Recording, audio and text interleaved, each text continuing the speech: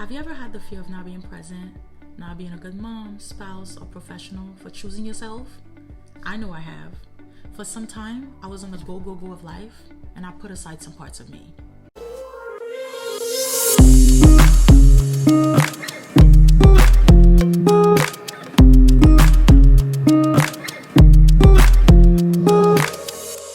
Hello everyone, I'm Dr. Eva, an internal medicine hospitalist and a coach.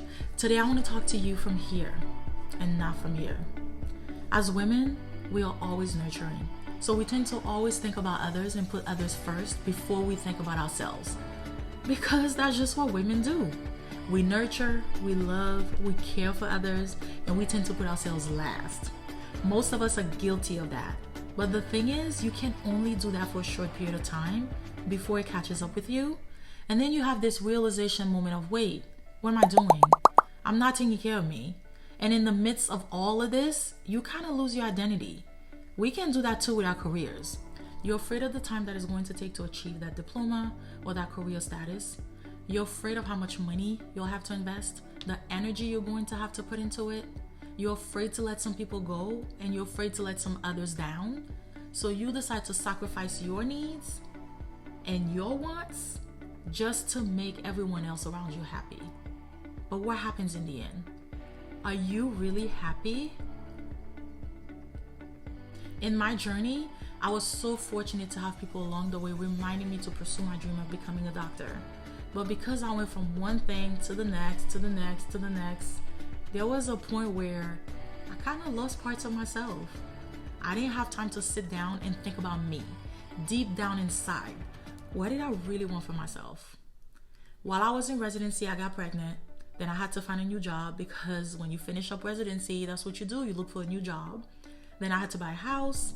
Then we moved to another house when my baby was born. Then I had to start a new job. So after my career was done, I still never had the time to sit down and look deep down inside and see what I wanted to do until fairly recently, maybe 4, 5, 6 years ago. I had the career that I liked, but that would never be enough unless I also attended to other parts that fulfills me. There could be one or even more than one part of your life that you feel accomplished in. But if you have a dream, a passion that burns in your heart, and you just set it aside and you're currently ignoring it, it's time to sit down and recognize it. It's a sad truth that in life, the vast majority of women give up on their dreams. Sometimes it happens early. In your childhood, you're told by a parent or family member that whatever you're aiming for is impossible to reach. And sometimes it happens later. You get older, tired, and instead of trying to pivot once more, you decide to throw in the towel for good, even unconsciously.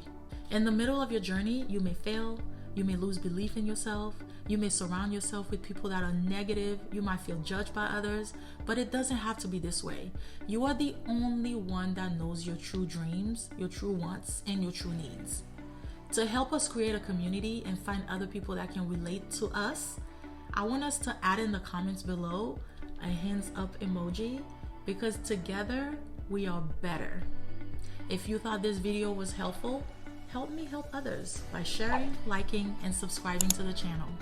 I'll see you again next time.